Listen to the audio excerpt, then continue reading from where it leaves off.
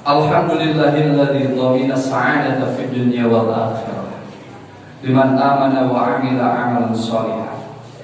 Wa asyhadu an la ilaha illallah wahdahu la syarika lah wa anna Muhammadan 'abduhu wa rasuluhu, amma ba'd.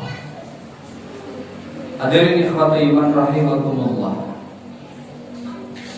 Pada kejadian perang Tabuk, sebelum pergi ke medan perang, kita bisa membaca terklasifikasikannya para sahabat seperti yang tadi dikatakan.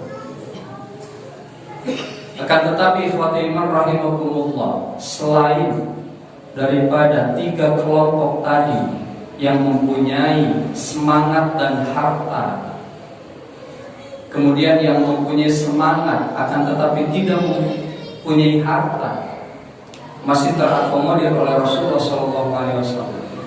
Yang mempunyai semangat dan tetapi tidak mempunyai harta dan qadarullah tidak terakomodir kebutuhan jihadnya oleh Rasulullah SAW, diposisikan oleh Rasulullah pada posisi yang semestinya. Para sahabat unggulan Rasulullah SAW, Rasul posisikan pada posisi yang semestinya. Orang-orang yang tinggi girohnya sahabat yang lain, yang tidak mempunyai bekal untuk perang, diakomodir oleh Rasulullah SAW secukupnya. Pun demikian, orang yang mempunyai giroh yang sangat besar akan tetapi tidak terakomodir dalam perang tersebut, disimpan, diposisikan oleh Rasulullah SAW untuk duduk di tempat tinggal, tetap memberi nasihat kepada orang lain, kepada kaum perempuan, kepada anak-anak yang tidak pergi berperang. Namun di sisi keadaan itu ikhwatu iman rahimakumullah, ada juga keadaan kaum muslimin pada waktu itu, sebagaimana yang diungkap dalam ayat ke-93 surat At-Taubah, yang mana Muhammad bin Ishaq yang merupakan ulama di Tabaqah Tabi'in, muridnya para sahabat, yang lahir kemudian di tahun ke-85 Hijriah, yang merupakan salah satu dari sekian banyak murid Ibnu Abbas, Ibnu Mas'ud dan lain sebagainya, yang menerangkan keadaan ini adalah di perang Tabuk. Pada ayat ke-93 terungkap ada orang-orang yang kemudian diklasifikasikan sebagai orang yang nifaq, yang tentu kita tidak bisa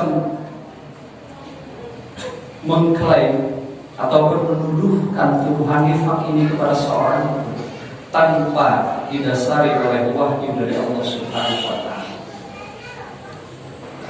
Allah Subhanahu wa Ta'ala memberikan kabar kepada Rasulullah SAW bahwa selain daripada para sahabat yang tinggi girohnya tadi, ada sebagian sahabat yang perlu masih dibina pada waktu itu, yang justru giroh untuk berjihadnya itu sangat lemah. Maka firman Allah Subhanahu wa Ta'ala pada ayat ke-93, innamas sabil, hanya saja ada jalan untuk menyalahkan, ada jalan dosa untuk orang-orang yang alladzina yasta'zinunaka, orang-orang tersebut seperti ia meminta izin kepada engkau ya Rasulullah untuk pergi berperang, akan tetapi mengaku bahwa dirinya tidak mempunyai bekal. Melihat orang-orang yang tinggi girohnya tadi meminta izin kepada Rasulullah SAW untuk pergi berperang, namun tidak terakomodir karena akomodasi pada waktu itu terbatas. Maka orang-orang yang seperti ini, seperti ia datang kepada Rasul meminta izin untuk pergi berperang, padahal dia telah tahu jawabannya adalah jawaban dari Rasul, ma'ahmilu la ajidu ma'ahmiluka, aku tidak punya apa-apa untuk kemudian membawa kamu untuk pergi berperang.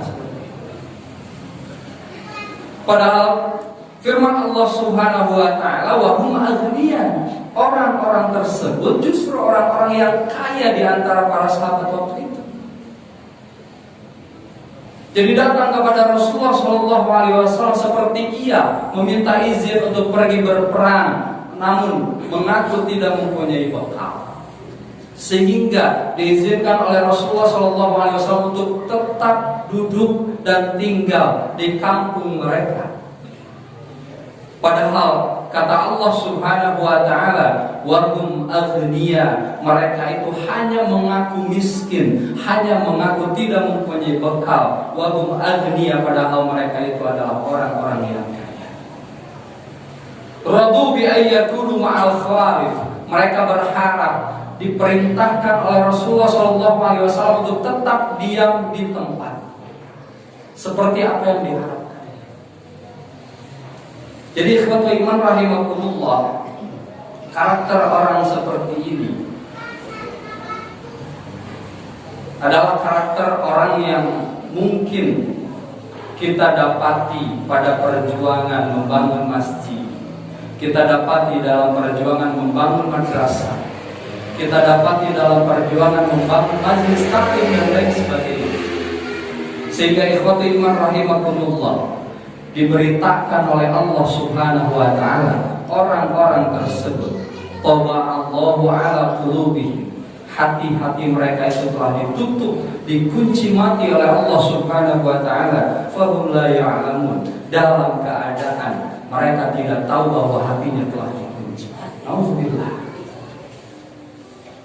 Maka hadirin ikhwatul iman rahimakumullah, pada akhirnya khatib menyerahkan sepenuhnya pilihan kepada ikhwatul iman sekalian.